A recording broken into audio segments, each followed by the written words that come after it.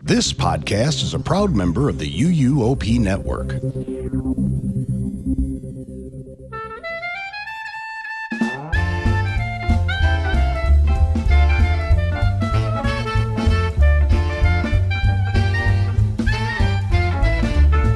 Hello, friends, and welcome to the 6th episode of the Taste of Universal podcast. Kelly here, and joining me today are my lovely co-host Shelby.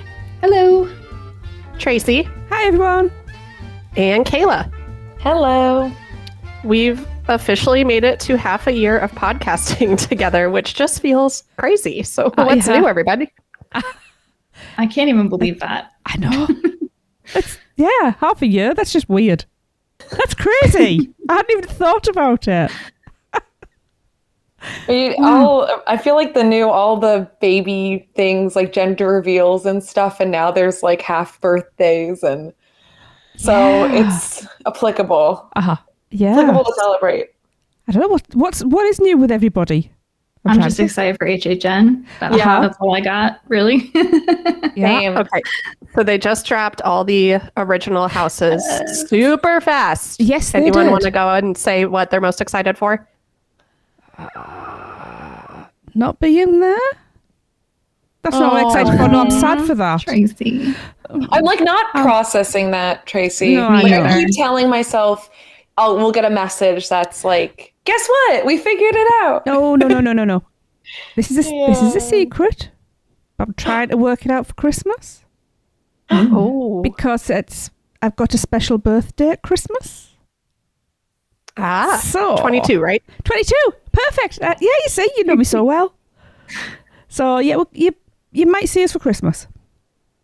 Okay. I don't know. Awesome. Well, I'd say Christmas. It'll be November, but same thing. It's Christmas. Yeah. If it's not Halloween, it's Christmas. Simple. Figure it out how to make that work. That's if you it. can make it work, I can figure out how to make it work. Yeah. Lee's got 2 kidneys. It's fine. There you go. The houses question. Yes. I don't want to be that person that's like all of them. But really, like I had the realization where if they drop that like, oh, sorry, like no, IPs didn't work out this year, I would still want to go. Like I just think all these houses look awesome. Yeah. And I'm most excited for Triplets of Terror. Oh, Kayla. In that, I think it might actually be scary. Okay. I think the other ones, I've been hearing different podcasts, different whatever forums saying like with the goblins and the Major Sweets Candy Factory that it's a little bit more fun going like that direction, which I can see. And the more I'm thinking about these creepy triplets, the more I'm like, this is going to be unsettling.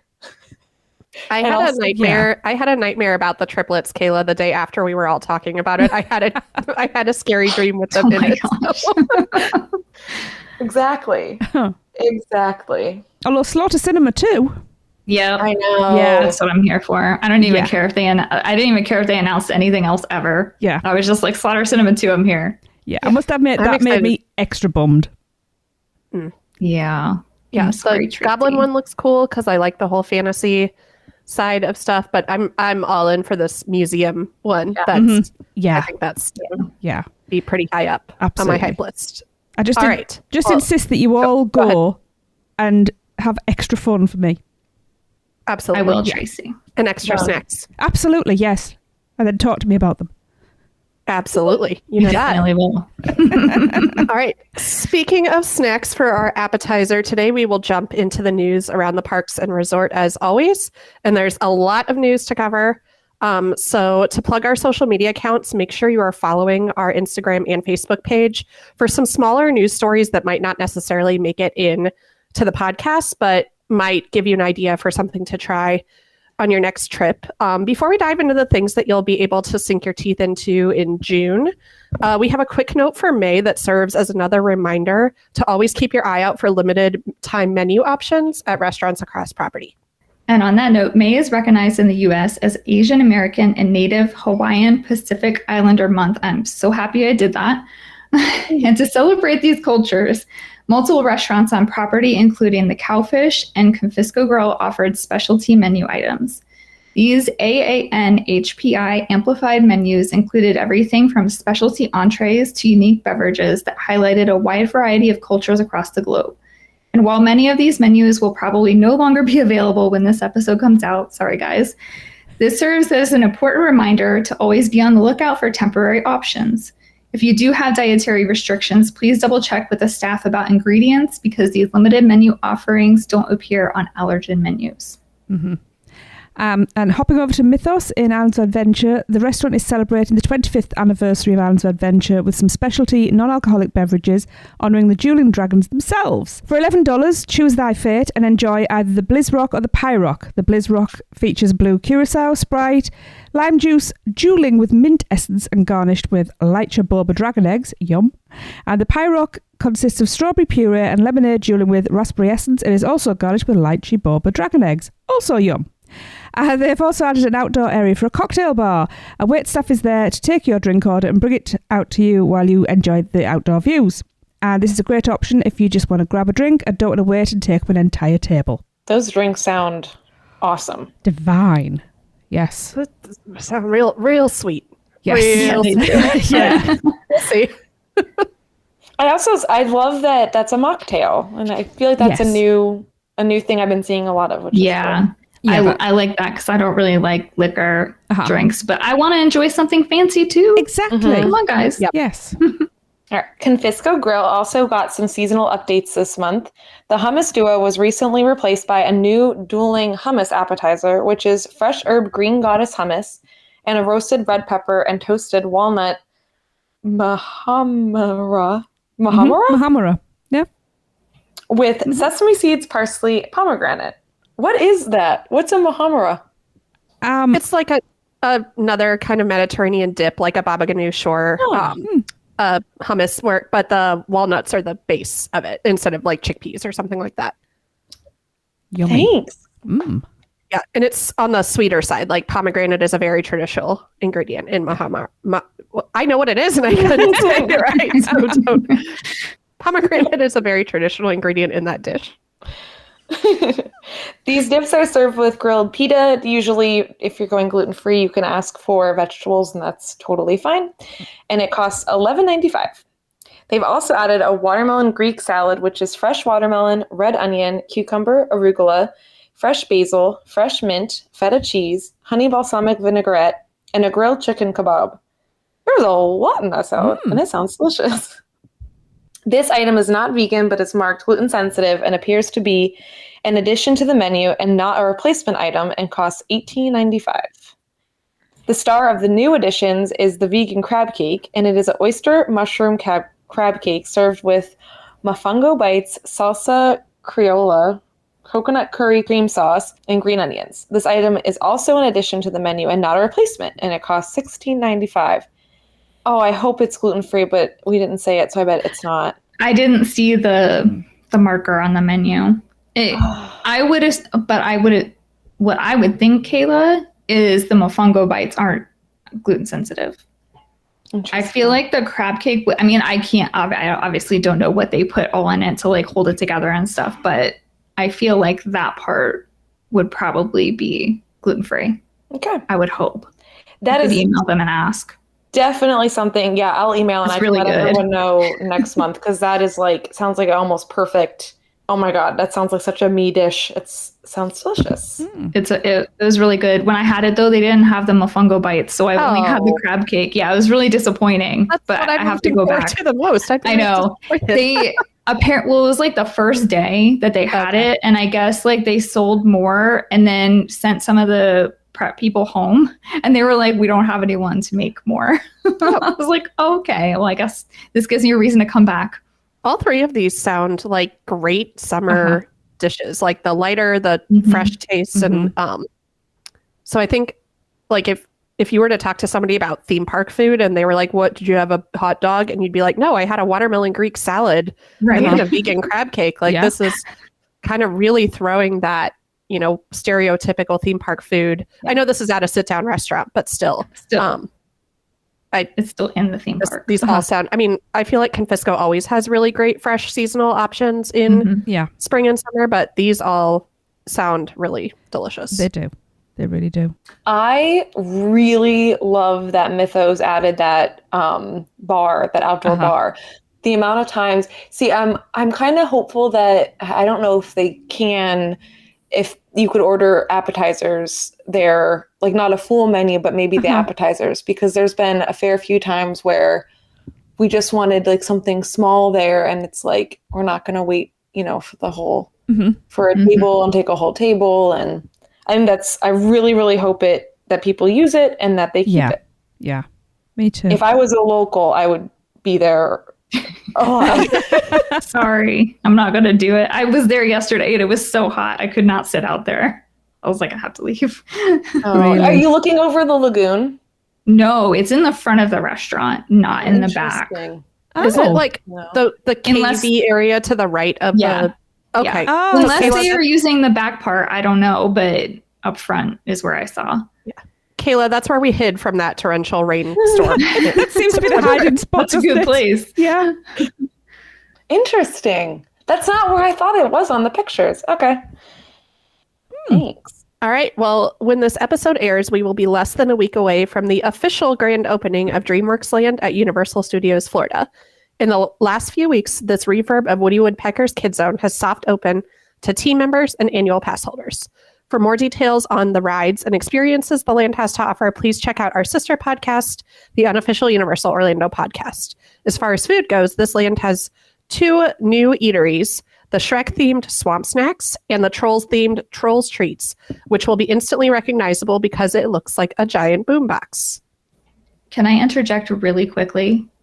Yes. I believe that it's now open to all park guests after they did team members and annual pass holders. So I think anybody who has a park ticket and is already in there can go in.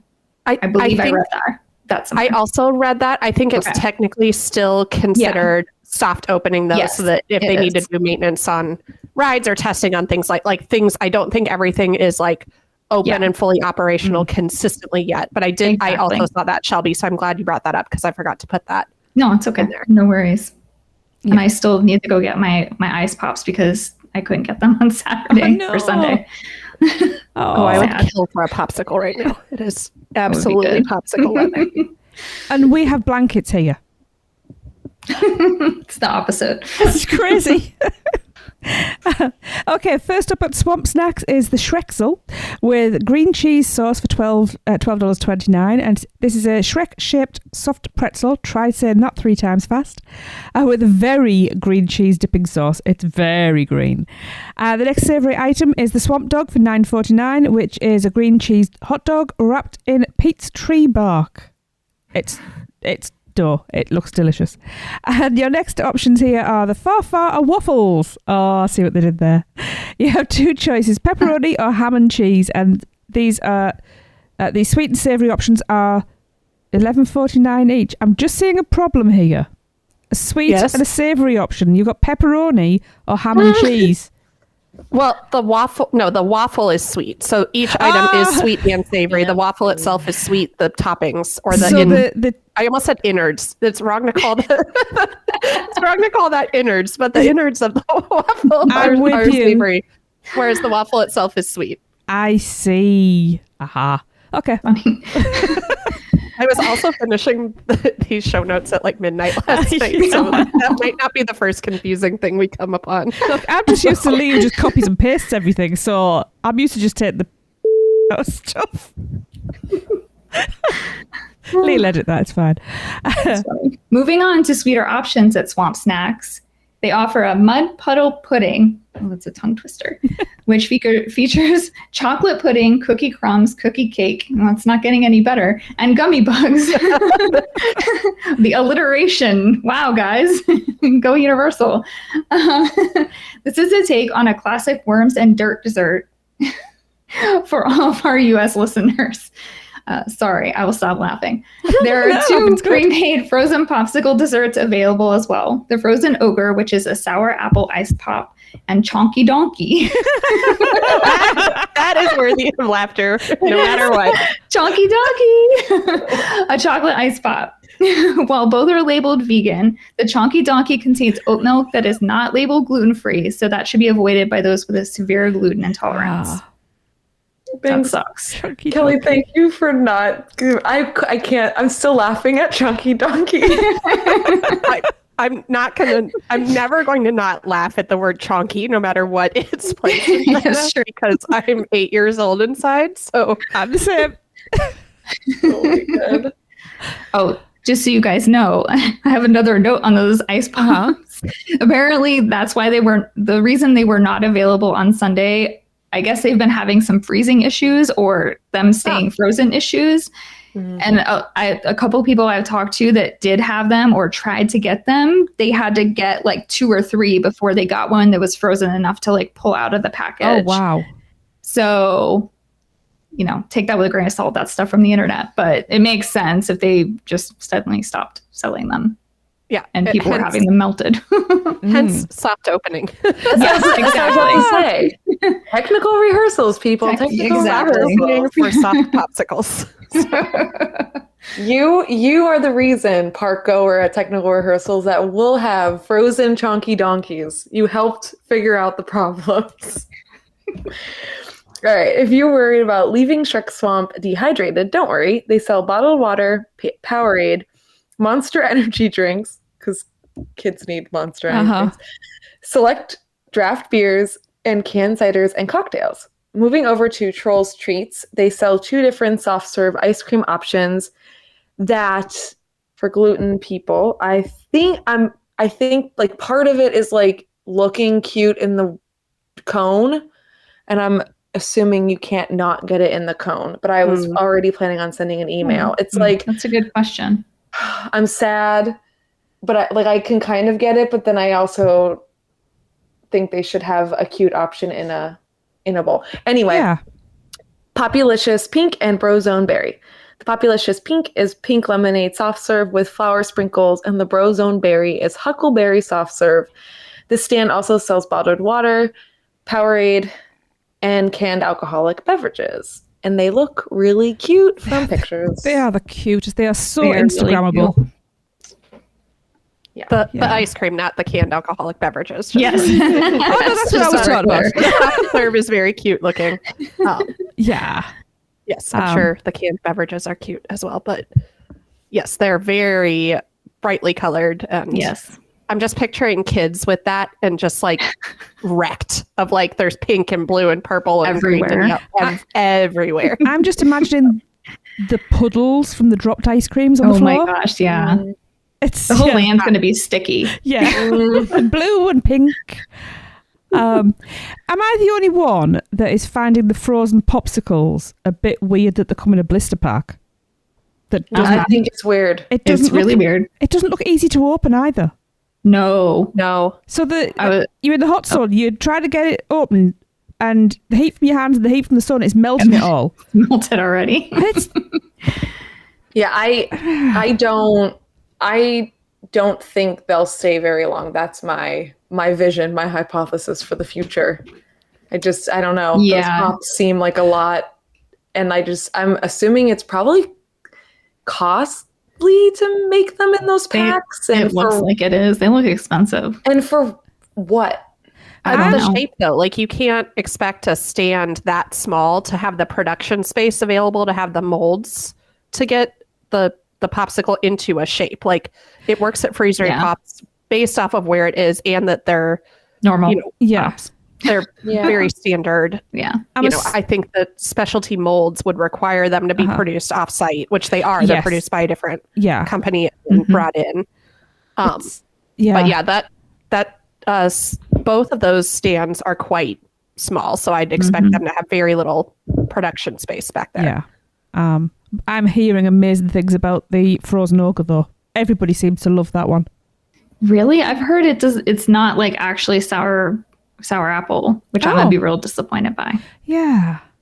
I'm constantly chasing the green apple slush from Sonic, which is no longer with us. Oh. It was really good. It was green apples. It was sour apple. I love anything sour. Me too. I don't like sour. That's why I didn't like the lemon pop from That's fair. Minions. Yeah, it's very lemony.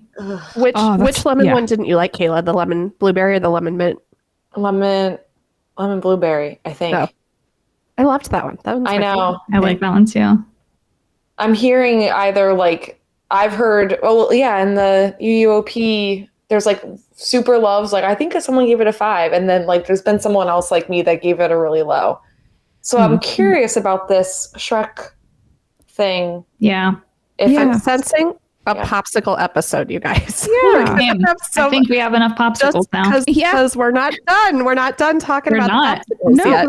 And honestly, so this might be a whole section of an episode. And if anybody's listening and they've had them, or, you know, obviously not as we're recording because not many people have, but anybody listening going forward who has them, let us know what you think. If you have more than one, tell us which you prefer and why. You know, we like to hear from our listener. Absolutely.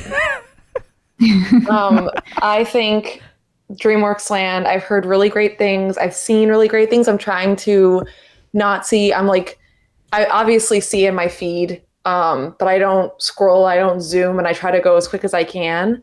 But yeah, I think the fact that we were giggling so much at like the words that they chose, like it's just perfect for a kid's land. Yeah. It's so fun and cute. I think the food is a really cool theme. I was really surprised. I saw the picture of the swamp dog and I thought that was really cool looking. And I thought it was a really neat idea for like something that's still really child friendly. Yep.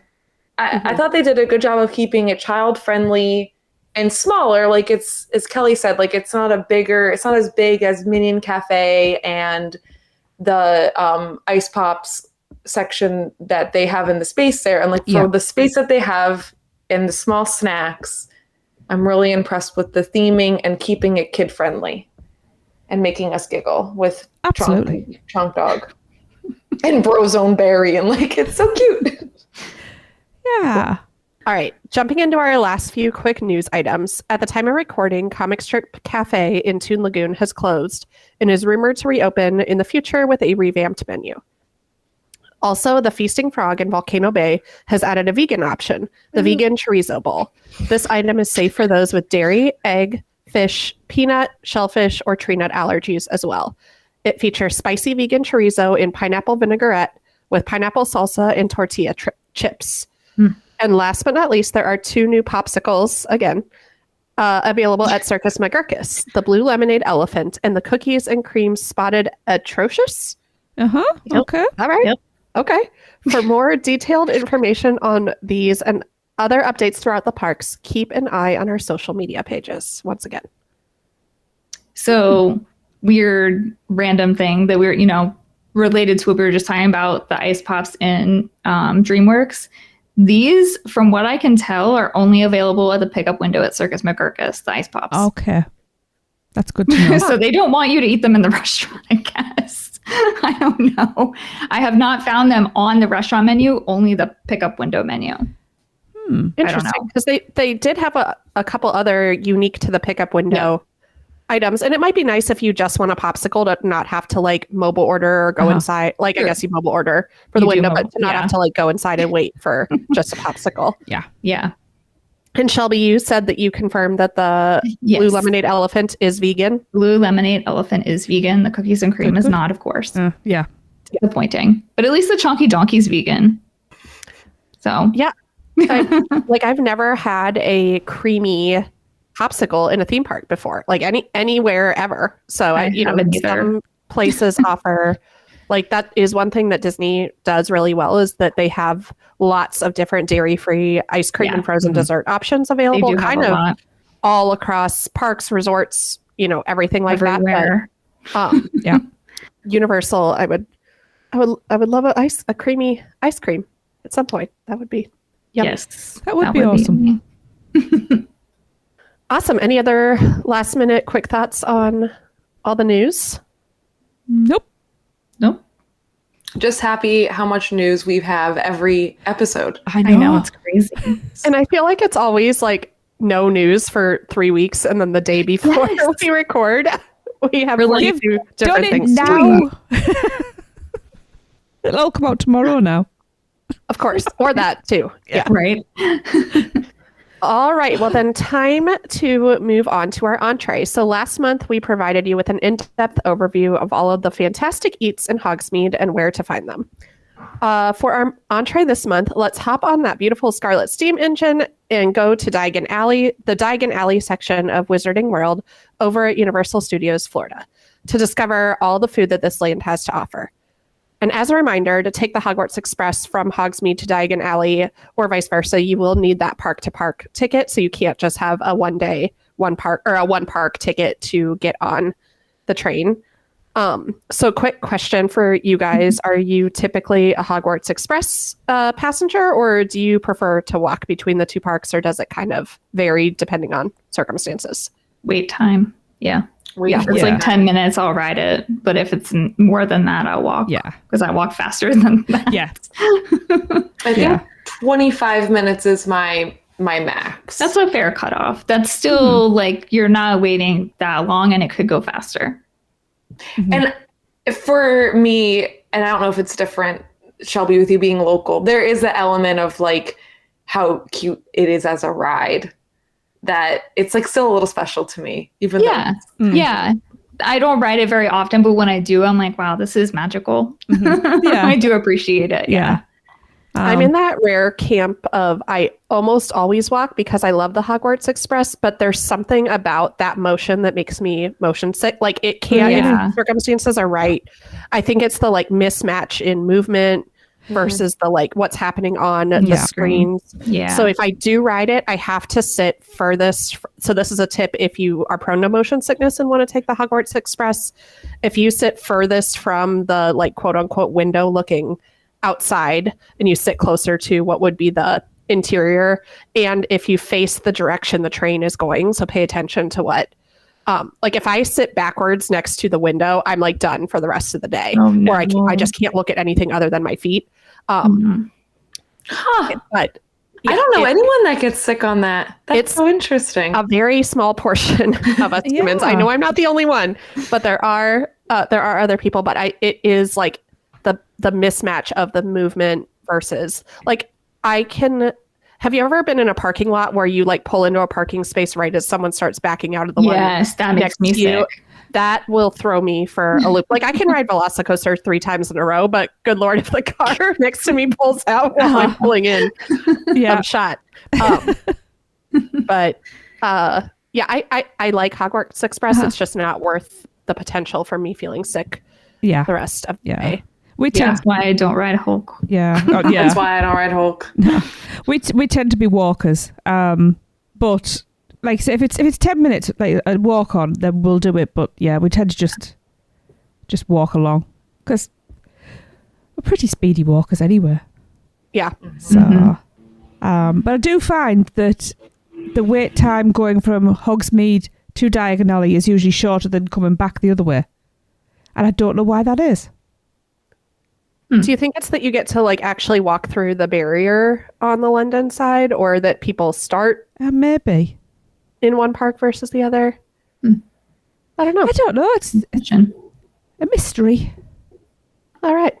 Well, in our last episode, we took turns sharing our Hogwarts houses and Hogsmeade memories, which you guys gave a lot of great feedback about. So sprinkled throughout this episode, you will find our thoughts on our favorite Harry Potter books and movies, as well as some of our favorite Diagon Alley memories. So Tracy, can you start us off this time? Will you share about favorite book and or movie plus a treasured memory or two? Yep, sure. Well, my favorite book and movie are the same one, Prisoner of Azkaban.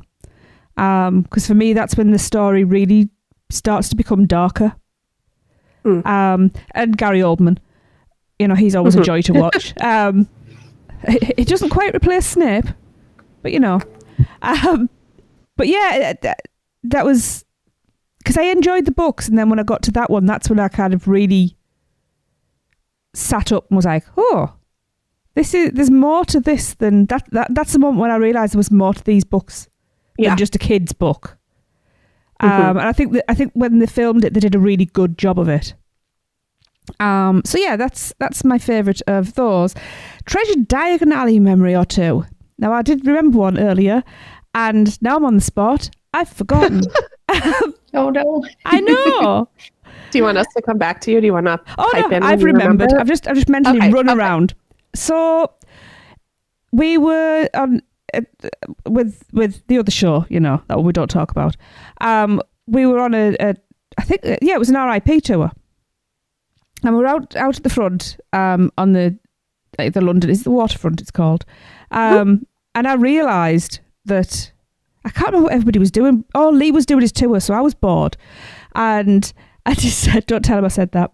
And I decided that I was going to run into what is it? Is it the hopping pot that's in the corner? It is, isn't it? Yeah. I think so. Yeah. We'll get to that in a couple paragraphs. Correct ourselves. Yeah. So I just ran in because we've been talking about different drinks, and I'm going back a few years, and I'd said, why has nobody got the pumpkin juice and put the fire whiskey in it?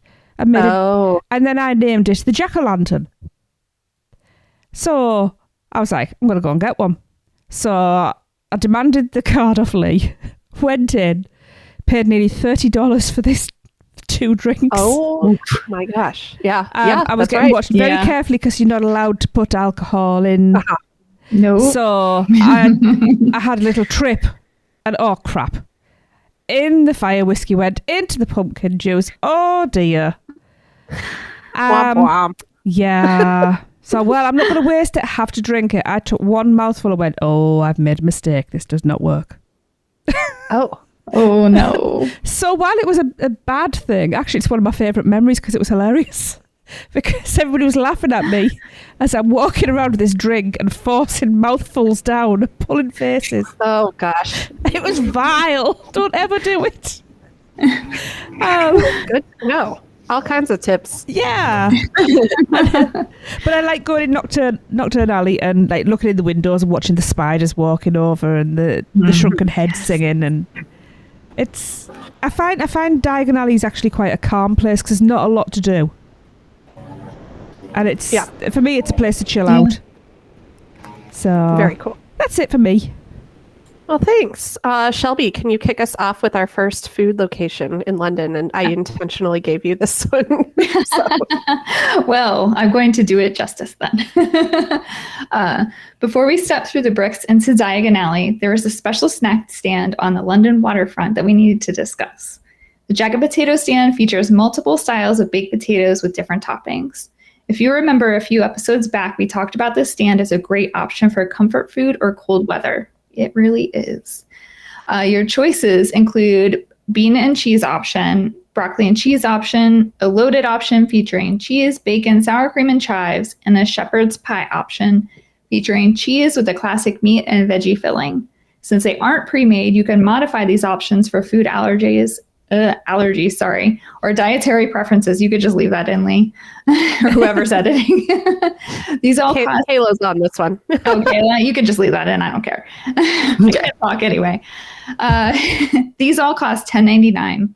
The stand also offers a hot dog combo for $13.99 and assorted snacks and bottled beverages. And they also offer different kind of crisps.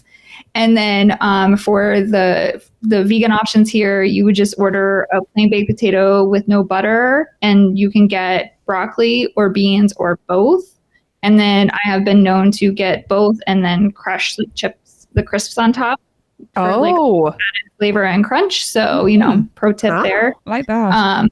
But yeah, I love the Jacket Potato stand. It's just too hot to eat that right now. I have just realised if you get the shepherd's pie jacket potato, it's kind of like a potato sandwich because you've got potato on the bottom of filling and potato on the top. Oh. I like that. Yeah. Well, now that you've said that, I dare you to pick it up and try to eat it like a sandwich the next time you get one. Never dare fool. Now. Great for the triple dog dare. Kayla. You don't even have to double dog dare or triple. You never dare a fool. Tracy's like, I'm going to do it even if you never said it. Look, this is a person who has actually made a sandwich with soup. All right, I'm going to need to hear that story sometime. I was going to say, that sounds like its own episode. It does. I will teach you. Manual. Popsicles and soup. Yeah. That's an entire episode. It probably is. Okay, That's going to have to happen now. That's the thing. It does. The key's cheap bread. Anyway, the main eatery inside Diagon Alley is the quick service location of the Leaky Cauldron, which also features mobile ordering and offers breakfast until 10:30, like the Three Broomsticks. The Leaky Cauldron also offers the traditional American and pancake breakfast platters, like the Three Broomsticks do. And in addition, it offers 2 unique breakfast entrees. There's an egg leek and mushroom pasty, which is a pastry wrapped scrambled eggs, mushrooms and leeks served with breakfast potatoes and fresh fruit. And you can also get apple oatmeal flan served with yogurt and fresh fruit. And just like Three Broomsticks, all of these entrees are $18.99, and the kids' breakfast portion is available for $13.49 for the traditional American and pancake platters. Yes. Who doesn't like breakfast? I'm going to mention again that I'm disappointed that we don't have a vegan breakfast option here. You would think that by now there would be one. Yeah, not one. I don't want one that I have to like piece together. I'm tired. Like this is 2024 and it's almost June. Like I don't want to piece together my meals anymore by like being like, oh, here's some tomatoes, here's some potatoes. Like, I don't want to do that. No, you give me an option to order off the menu, please. Yes. Universal. I agree. Make it happen. Yes. All right. Before we move on, Shelby, can you share some of your favorite books, memories, and movies with us? Sure. I'm gonna just share the memory because, to be honest with you guys, I think I only made it through like the second book, and that was when I was in high school, and then I got a boyfriend and I got busy, so I stopped reading. At least those books. I like all the I'm very disappointed in you, Shelby. I'm sorry. I'm allowing you to move on, and thank you. With hopes of forgiveness being offered later. Maybe someday I will finish them, but maybe I don't know.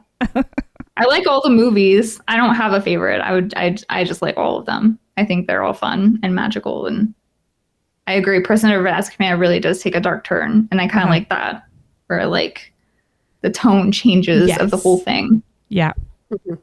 But so I had asked my current husband earlier, like, what's a good Diagon Alley memory? Because I can't remember anything, guys. I might fool you when I recall things, but for the most part, I do not remember stuff. So he reminded me that when we first got our annual passes, this is, I think, like 2015, that we went to Universal and we did not know about Diagon Alley. Now, I'll preface this by saying we had been there while it was being built. Like, we went to The Simpsons previously, way before annual passes, just regular park tickets. And we knew it was being built, like, at least the London area. And so we go back several years later, and we're just, like, walking by, and we're like, why are those people disappearing into there? Where are they going? Like, we didn't even bother to walk that way. I don't know why. I guess we were overwhelmed. You know what I mean? Like, that first, like, we're an annual pass holder visit, like, oh, this is so cool. I don't know what happened. Anyway, we walked past it several times. And then we went home and we were looking at the app, and apparently we were like, oh, there's a whole other section of the park that we totally missed. Oh my gosh. Wow. And we didn't know it. Oh. So I'm a little oblivious, and my husband's usually not, but I guess we just missed it. Anyway, we ended up going back the next weekend. And then I think we did like early park and everything. And we went and rode Gringotts twice to make up for lost time. So that's hysterical. And that's my story. There's now evidence for poor Chris on the other podcast who gets thrown under the bus all the time. So Shelby couldn't figure out how to get into Diagon Alley and didn't know it existed. Chris got in and couldn't figure out how to get out of Diagon Alley and gets roasted at least once a month on a podcast for that, it feels like. So. You know what, though? I don't feel bad laughing when I see people not knowing what's going on now, because I was that person. And I'm like, oh, you're me. But like a few years later. To be totally fair, it did take me a little while to figure out like the layout of it. Like what was actually next to what and like across from what. And, That like I would have thought it was a giant like oval shape, but no, it's like a straight up little rectangle back there. Like I had no idea how it was actually laid out because it is so well designed. It is. It really is. Yeah. Awesome. Yeah. All right. Well, thanks, Shelby. And Kayla, let's get back to you for more Leaky Cauldron bites. For lunch and dinner, this restaurant offers a variety of dishes that might be a bit more on the traditional side than what you'd find at Three Broomsticks. First up is a beef, lamb, and Guinness stew served in a warm, crusty bread bowl. Next is an option we discussed during April's news section, the new Hunter's chicken dish. This bacon-wrapped chicken breast with barbecue gravy, Monterey and cheddar cheese blend, English minted peas, pea tendrils, and wedge fries. You can also get a cottage pie, which is a savory combination of beef and chunky vegetables and a potato crust served with a garden salad. Next up is the Bangers and Mash, which is roasted English sausage, creamy mashed potatoes, roasted tomatoes, sautéed onions and cabbage, minted peas, and onion gravy. The Fisherman's Pie is salmon, shrimp, and cod baked together under a potato crust and served with a garden salad. This restaurant also features a combo platter in the mini pie combination, which is a mini cottage pie and a mini fisherman's pie served with a garden salad. You can also find Scotch eggs here, which are hard-boiled eggs wrapped in pork sausage, dusted with breadcrumbs, and fried. They are served warm with apple beet salad and mustard sauce. The Leaky Cauldron also features fish and chips, just like the Three Broomsticks. Another new dish we discussed last month is the vegan curry, which is plant-based chicken and potato curry with pita and served with a garden salad. You can also get the soup and salad entree here, but your only option is the split pea and ham soup with a side salad. Next up is a favorite of mine, Lee, the Shepherd's Pasty Pie. Yay! It is a meatless beef crumbles and vegetable stew hand pie served with creamy stone ground mustard dipping sauce. It's such a tongue twister. The sauce is awesome. Apple beet salad and wedge fries. And while it might not be a great feast, Leaky Cauldron also offers a splittable platter known as the Plowmans, right? Plowmans? Yes. Okay. Just checking. Which features a feast of English cheese, crusty bread, field green salad, roasted tomatoes. Oh, shoot. Cornichon.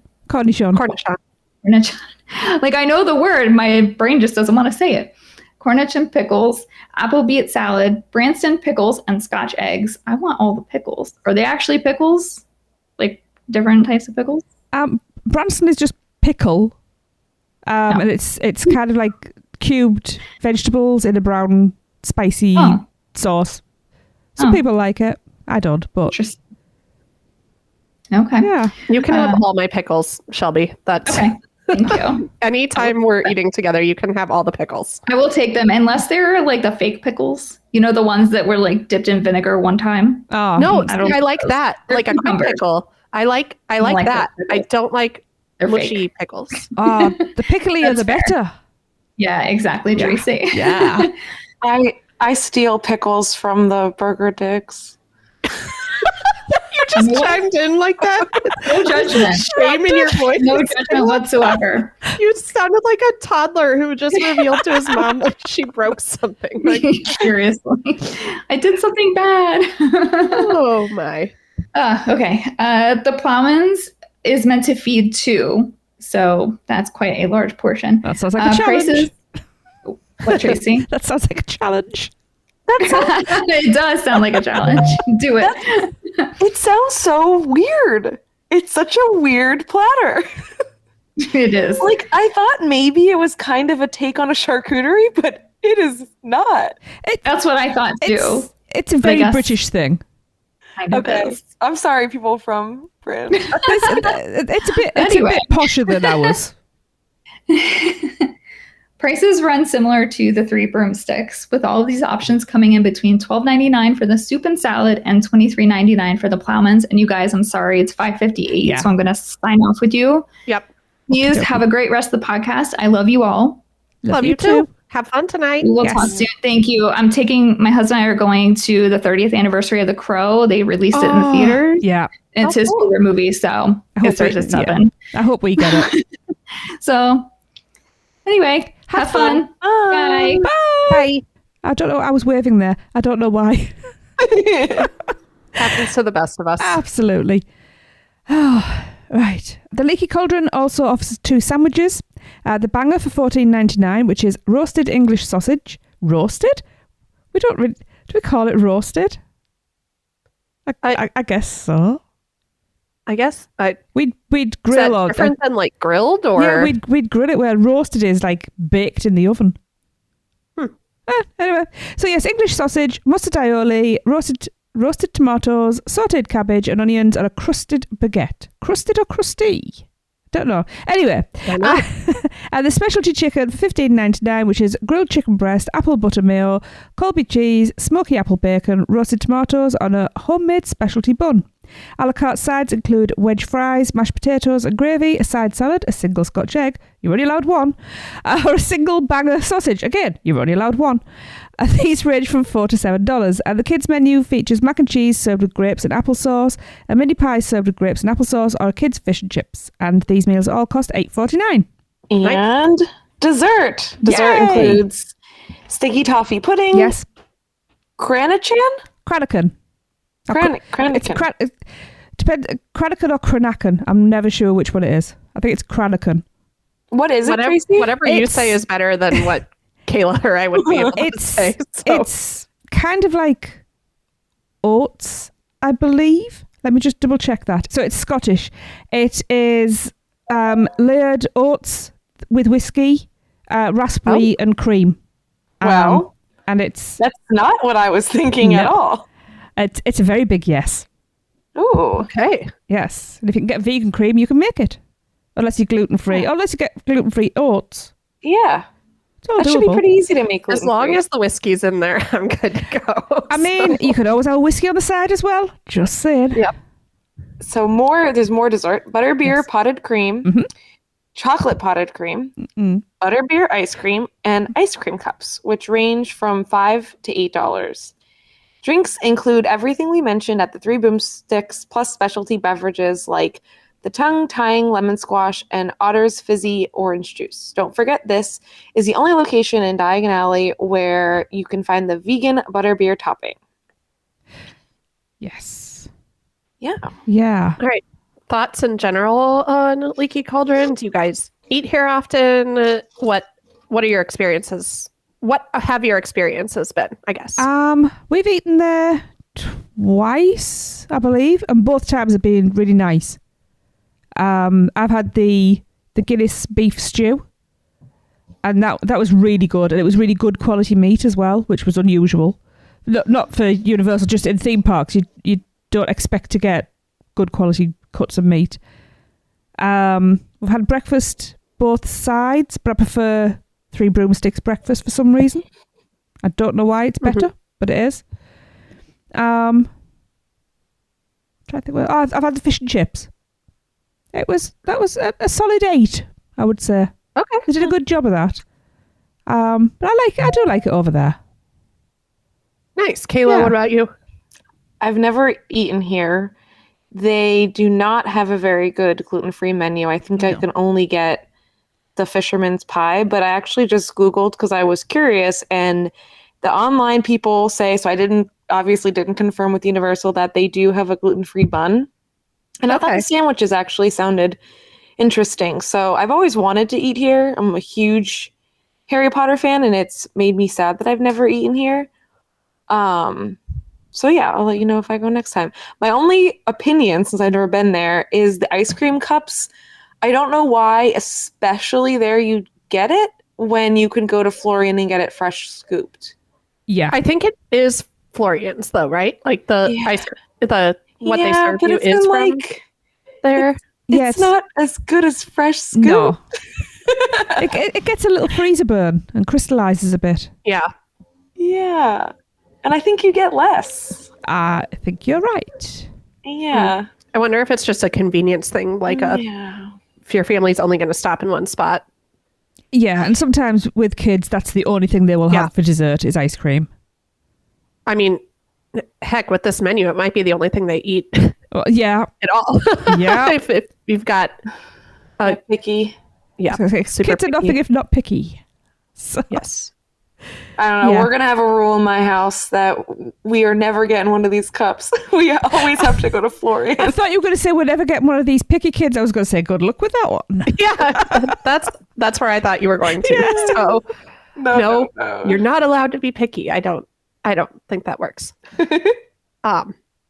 Yeah, I've also never eaten I think I've had breakfast here, and it was similar to what Shelby was just saying. Things kind of pieced together. Although I did find out, like it was one of those things I just assumed that a stew would contain dairy, but I'm pretty sure it's actually that the Guinness stew is dairy free as well. But going back to what we've talked about before, just thinking about, I'm usually often there in the summertime, things like that. That's not exactly high up on my priority list of foods, and there are other places that have more fresh options that I would go towards on a hot day, but I want to try more from this. Obviously, being a big Potter fan, I want to spend more time in here, but there traditionally haven't been a ton of options, and if there are options, it's not something that I want to eat in a theme park necessarily. So absolutely up for giving it more shots, though. Yeah. Awesome. So moving on, I will go next in our rotation of Potter. Big fan, I've described before. The fourth book is actually my favorite. So I loved Goblet of Fire because it felt like a mystery a little bit more at the same, or like there was, you were building on this kind of legitimate 3-act structure of the Triwizard Tournament.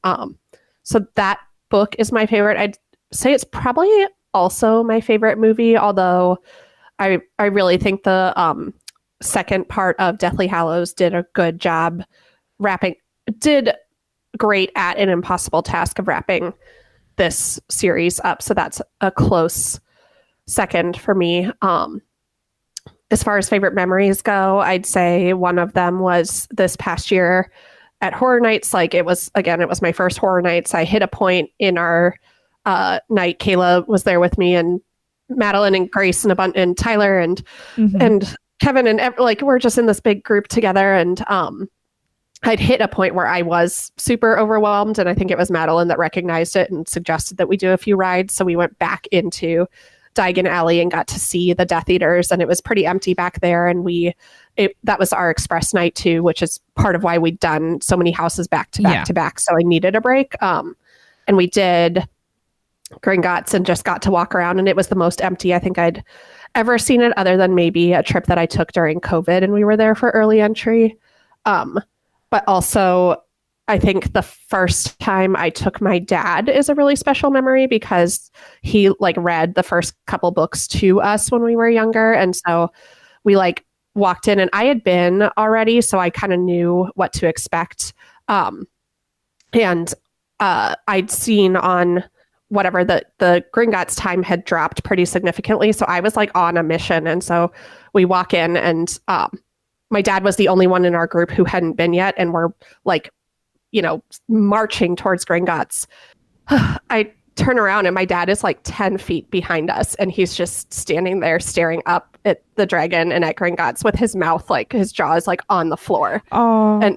And it was just so cool. He was it's just how I pictured it. So for my 65-year-old father, we'd obviously seen the movies and stuff, but for that moment to kind of come full circle, which is, kind of where that's why we're all here talking about, theme park food, is that we care about story, and we care about, that being, whoa, did not expect this to go this way. But just seeing someone get so taken up in that, regardless of age, regardless of,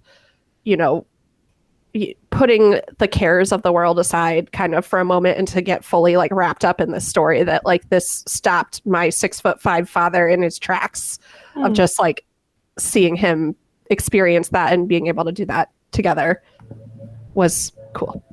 And I need to stop talking. I did not expect that to happen, but it's been a really bittersweet, emotional week, and therefore it just happened. So, sorry, guys.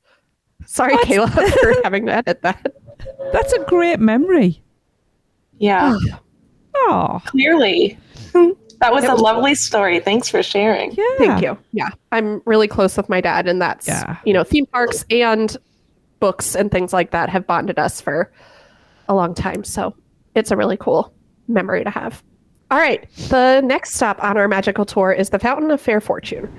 This is an indoor beverage counter to the left of Gringotts that sells butterbeer, pumpkin juice, fishy green ale, strongbow cider, shots of fire whiskey, a strongbow and fire whiskey cocktail, and 4 of the 5 Wizarding exclusive beers. These are the classic Wizard's Brew and the Dragon Scale, along with the recently added Daisy Root Ale and Dark Forest Ale. So the fifth beer, as we mentioned on our last episode, is the Hogshead Brew and is only available in Hogsmeade. And also, as mentioned in our last episode, at some point we will do a deep dive into all of these Wizarding World beverages, so stay tuned for that. And this location also sells butterbeer soft serve and potato chips, as well as bottles of Gilly water. I did not know this place existed. Nope. I knew it existed. I had not been in it until it was this past Mardi Gras trip that I went in with Grace for the first time. I was going to say, it was Grace that introduced us as well. This is Grace's spot, apparently. Yeah. Yeah. The Hopping Pot is an outdoor food and beverage counter. This location sells butterbeer, pumpkin juice, tongue-tying lemon squash, Otter's fizzy orange juice, fishy green ale, peach tree fizzing tea, Gilly water, coffee, and hot tea. They also sell alcoholic beverages, the 4 Wizarding World beers Kelly just mentioned, along with Stella Artois, Yingling, Heineken, Strongbow, Fire Whiskey, the Fire Whiskey and Strongbow cocktail, and wine by the glass. On the food side, they sell the Vegan Shepherd's pasty pie, beef pasties, chicken hand pasties, butterbeer ice cream, potato chips, and apple chips. And Florian Fortescue's Ice Cream Parlour sells the iconic butterbeer soft serve. They also sell many of the flavours of soft serve ice cream, which are banana, chocolate, Granny Smith, mint, pistachio, vanilla, orange marmalade, toffee apple, and strawberries and cream. And they're served in a waffle cone for $6.49. You can ask for them in a tub, because I do. You can also find the iconic hard-packed ice cream flavours here, which are chocolate chili, apple crumble, vanilla, salted caramel blondie, clotted cream, Earl Grey and lavender, sticky toffee pudding, chocolate and raspberry, strawberry and peanut butter, and huckleberry. And you can get 2 scoops for $7.49, but you can mix and match. Both scoops don't have to be the same flavour. And for $10.49, you can get a sundae served in a souvenir glass with whipped cream and a cherry on top. And the sundae flavours include hot fudge, hot caramel, strawberry topping, chocolate strawberry. And for a little extra, you can add toppings to most orders, such as waffle cone pieces, shortbread crumbles, chocolate chips, chopped nuts, or hundreds and thousands. The butterbeer ice cream cannot be altered or served with anything else because of licensing rights. But you can get that in the souvenir glass, because I did that too. Yeah, I was going to say you can pay a little extra just to get the ice cream in a souvenir glass without a sundae. Yeah. So I have a display, I have a Universal display in my house, and one of my friends who's been to Universal was like, "Oh, how did you get these to the Florian Fortescue cups that I had?" And I was like, yeah, no, actually, I'd been a couple of times where they ran out of the cups, and so I had to pay for a souvenir glass. Yeah. Okay. I have like multiple of the same souvenir glasses. Huh. Yeah. I had no idea. So again, this is my own ignorance of, I have never even been in there because there's literally nothing I could eat there other than maybe the waffle cone by itself. But I had no idea there were so many soft serve flavors. I knew about the scooped ice cream, but I had no idea they had that many soft serve flavors. Yeah. So fun to hear. Yeah. That. I am surprised that they don't do a sorbet. Yeah. Yeah. Because sorbet is huge. It's over coming. here. It's coming. It has to. I don't know how comfortable I would feel cross-contamination wise at a place like that. Like I'd have to do some real investigating, but I think it seems strange that it's not. Unless that came separately packaged. Oh, yeah, They could do it that way. in a heartbeat. Because lemon sorbet is a staple here. Huh. Especially we have something called a lemon top, which is a vanilla soft serve, but it's topped off with a swirl of lemon sorbet. Oh, yum. And it's one of my favourite things ever. In fact, I just want all lemon sorbet, please. That's lemon top or lemon full. Yeah, we've been here a few times. Tried quite a few, and for me, it's just the butterbeer soft serve. That's the best one in my opinion. Strawberry peanut butter huckleberry combo. Yeah, chocolate raspberry is good. I don't think I've ever had one that I didn't like. Yeah, I mean, I don't like chocolate ice cream, so I've avoided those. I have tried them, and a tiny little bit's enough. That's like just way too much if I have a whole scoop of it. Tracy, when UUOP did the Florian Fortescue's debate thing, do you remember which one won? Do you think I take any notice? I don't know. No. Okay. I don't know. Well, okay. Go listen to UUOP. Well, sometimes, okay. My justification is that you remember strange details sometimes. Yeah. So I wasn't sure if this was one of the things that just got stuck in your brain space and took over something important. This is kind of something that I should know, so I don't know it.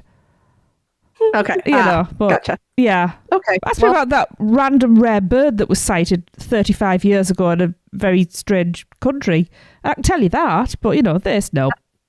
That's why I asked. You just never know what's going to come out of your brain. So, oh, my mouth. Yes.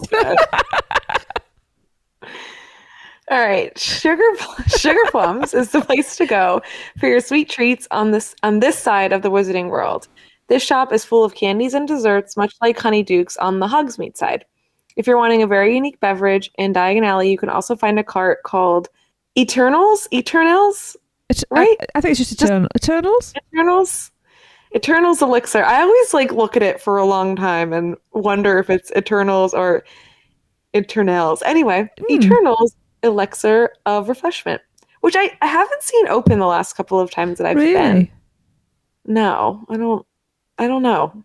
And I've been there during like I was there at HHN. I'm there at busy times. Anyway, hopefully going in July, I can see if it's open. Here you can get a bottle of Gilly water, which is just water, along with a beautifully themed vial of flavoring to create unique potions. This is cute. This is how you get me to buy water from you for too expensive. These options include the Draft of Peace, Babbling Beverage, Fire Protection Potion, and Elixir to Induce Happiness. These fun drinks will set you back $6 for the Gilly water and $4.29 for the Elixir. So for a quick math, that's $10.29, which is a little ridiculous, but cute, universal. Again, we will go more in depth on these and all unique Wizarding World beverages in a later episode. Yeah. Has anyone tried one of these yet? Well, we have a Gilly water bottle, so I guess we did. No. Well, you can get the Gilly water anywhere. Did you get the little potion to mix into it? Well, we don't have a bottle for that, so I'm guessing not. Okay. I don't remember drinking anything that induced happiness or anything like that. I'm just stunned that we've got a $6 bottle of water sat there. It's like, huh? Because we all know how tight Lee is. I just thought, and I think you can get the elixirs on their own, correct? I would assume so. To buy them with the Gilly water. Because I was going to say, I feel like it could be really cute to get the fire protection potion and with a child and get it before riding Gringotts or Spider-Man. Oh, yeah. I feel like it could be fun. And then I'm also, if a child especially is having a bad day and is tantruming, being we need to get you the elixir to induce happiness. Yeah. Clearly. Yeah. And then I can tell you guys the placebo effect if it works. Yeah. That sounds really fantastic. cute. That's a great idea, actually. Full immersion in the world. Yeah. All right. And last but not least, always be on the lookout for food and beverage carts throughout both sections of the Wizarding World. There's a cart that is often open selling snacks and drinks in the London Hogwarts Express station, and one that occasionally sells drinks and potato chips in Diagon Alley, and others that pop up during busy seasons. Any other Diagon Alley reflections before we move on? I clearly love the ice cream. I highly recommend to anyone that can have ice cream and likes it. Mm-hmm. The secret spot that I forget what it's called. I'm scrolling the notes. We just talked about it. The one that Grace took you to. Yeah. That I've Fountain also of Pure forgotten. Fortune. That is typically much better than the hopping pot in terms of lines. Oh, yeah. And the hopping pot being outside, it's just slightly unfortunate. Yeah. Like, it's be on yeah. the lookout for mobile order at the beverage places too. It does not happen very often, and I haven't seen it in a while. But one time I was in a massive line for the hopping pot and like pulled up my phone just to look at wait times, and mobile order was available. And I mobile ordered a pumpkin juice, got out of line, and walked up to the counter and picked it up and walked away. So, oh my God. like I said, it is not always available, but you never know what Universal is going to do from one day to the next. If you've been listening to anything that any of the network podcasts have said.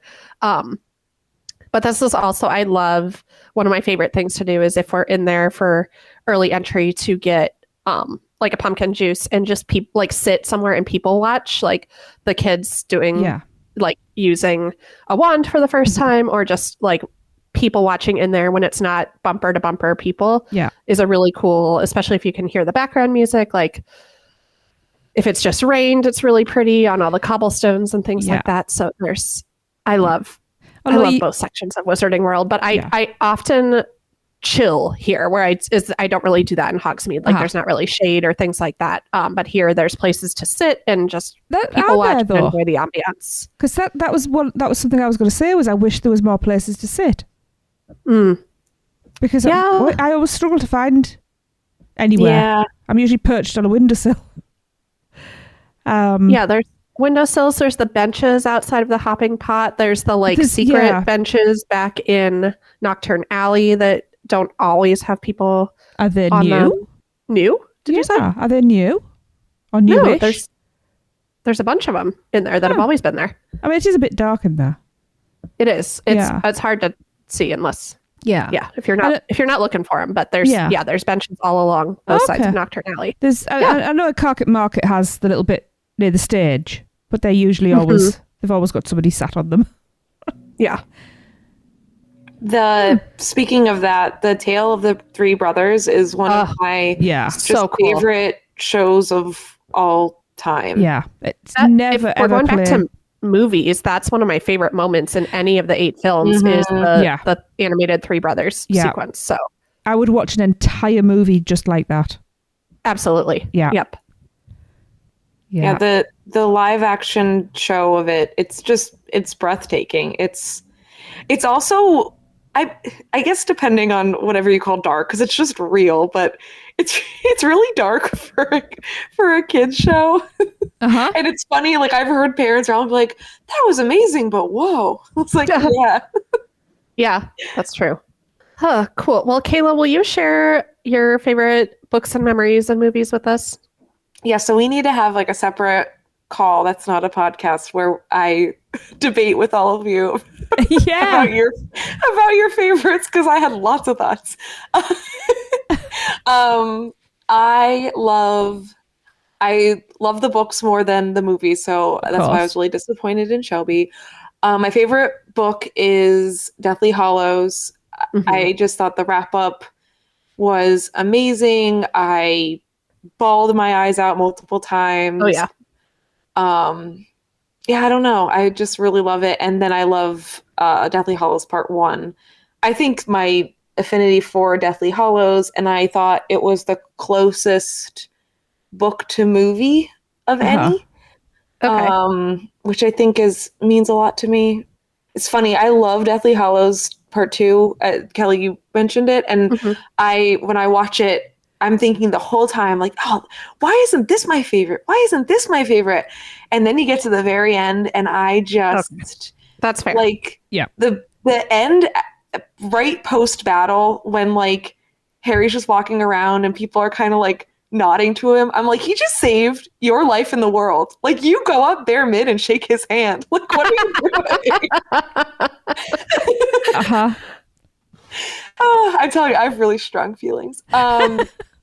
And then my favorite memory, I might have brought this up in the first one, but I have to bring it up again, that the first time I came to Diagon Alley, I think I had just graduated college and I moved to California, and my brother he was going for work to Orlando, and he asked if I wanted to meet with him and we could go to Universal and we could go to HHN. And that ended up being my first HHN trip. It was really, really cool. But I got there a day early because I knew my brother's not a Harry Potter fan, and I had never been to Diagon Alley, and I knew I wanted to spend significant time there. So I went a day early, and my grandparents came with me. My grandparents lived near Orlando, so we stayed with them. And I just like now, especially, and now that I feel like I'm more process age, and maybe my grandfather's passed, my Grammy's still alive, but she's 90, and like definitely, I'm definitely seeing age more and how much like heat and things that I just take for granted, affect her a lot more. And I just like, it was hot. My grandparents, I mean, now that I really can process all of the walking you do in a theme park, that my grandparents came with me. It was such a lovely day. And it was near the opening of Gringotts, and me and my gram stood in line, and it kept going down. I think we were in line for a few hours. It might have been 3 or 4 hours. And it ended up that it just went down for the day, and they gave us 2 skip the line passes, express passes or whatever, the red ticket or whatever, which then the next day I was going with my brother, who never would have waited, even for like a 1 hour wait. And we were able to walk right on and ride a ride that we never would have been able to ride. And I don't know, it just was so amazing that my grandparents like went with me, and they were such good sports about it. And then my grandfather ordered the chocolate chili ice cream, and we kept telling him not to do it, and then he did it, and then he was coughing, and we needed to get him a water because it was so spicy, and he like couldn't wrap his head around why the chocolate ice cream was spicy. And it was like it's my favorite memory of him. Yeah, like when we were at his funeral and people were asking, do you have anything? I wish I had more time. I wanted to say something of like, this is the pop that went in the heat and all this stuff, and then choked on a chocolate chili ice cream that he couldn't comprehend why it was spicy, and still like ended the day with a smile and was just like happy to see me so happy. Aww. So yeah, it's such a magical place. Yeah. All of Universal. And then obviously for us Potterheads, like the Harry Potter stuff is just, it's insane. Yeah. It is insane. It is. It's the icing on the cake. Yep. Yes. Just full immersion, and really the first fully immersive theme park world anywhere. Like that's why we have Galaxy's Edge. That's why we got Pandora. Like that's why we are in the place where we are now, looking ahead to Epic Universe, of being able to find ourselves like completely either awestruck by something or completely just lost in it as, adults, whatever. We don't get to just escape from the world like that, but here we do. And it means a lot to us. And clearly, like from everybody's memories we have, like whether they're funny memories or like heartwarming memories, or, they mean a lot to us. Yeah. And so this is, we owe anyone who is a theme park fan, even if you're not a Potter fan, I think owes substantial debt to Wizarding World for being the first place to have the both guts to dream this up in this way and then execute it on such a high level. Yeah, agreed. And then, I mean, the amount of people who will say, I'm not a Harry Potter fan and I still loved it. Yeah. Or I was not a Harry Potter fan and I became a Harry Potter fan is just insane. I don't, other than crowd level, which there's nothing that they can really do about it, I've never heard a negative about the Harry Potter lands. Yeah. I don't think I have. And Kayla, just as a note, the 7th book is very closely tied as my second favorite. I'm a little miffed at the movies because Lupin is my favorite minor character, which is why I also love the 3rd book, Tracy. But he was in so much more of the 7th book than he was in the movies that I was annoyed at that, because he played such a big part in that culminating story. But so good. This is really quick. When they do the Seven Potters in Deathly Hallows Part 1, and Tonks goes, "Harry, we have news." And whatever, Moody's like, no, we don't have time. I'm like, it would have taken seconds for her to say, "We're pregnant." Yeah. And then for people to be, "Oh my God." And then for Moody to be like, hey, okay, wrap it up. And so every time that happens, I go, "We're pregnant." Like, I just say the line because it should exist. It's so ridiculous. Because even whatever, like, even I think that line just adds, like, if they didn't really show anything else, like, Lupin and Tonks are having a baby, and like, like that story's there going on in the background. I have a lot of opinions about Harry Potter. That's good. Good stuff. All right. Yes. Since Shelby had to hop up early and we went down some Harry Potter tangents, we're going to wrap up with a quick dessert tonight and just do our usual send-off. So that wraps up everything for episode 6 of the Taste of Universal podcast. You can find the podcast on all the usual podcast platforms, and please subscribe, rate, and review wherever you can. Find us on Facebook at Taste of Universal, on Instagram at Taste of Universal Podcast, all one word, and follow Shelby on Instagram at Universal Orlando Vegans, all one word. You can email all of your questions and comments to thetasteofuniversal@gmail.com. And for all your other Universal news and content, go and listen to our network host, the unofficial Universal Orlando podcast. As well as the other podcasts on the network. Rush of Fear for all your year-round Halloween Horror Nights news, reviews, and chat. And the Theme Park Duo for coverage of everything West Coast. Please like, subscribe, and rate them all.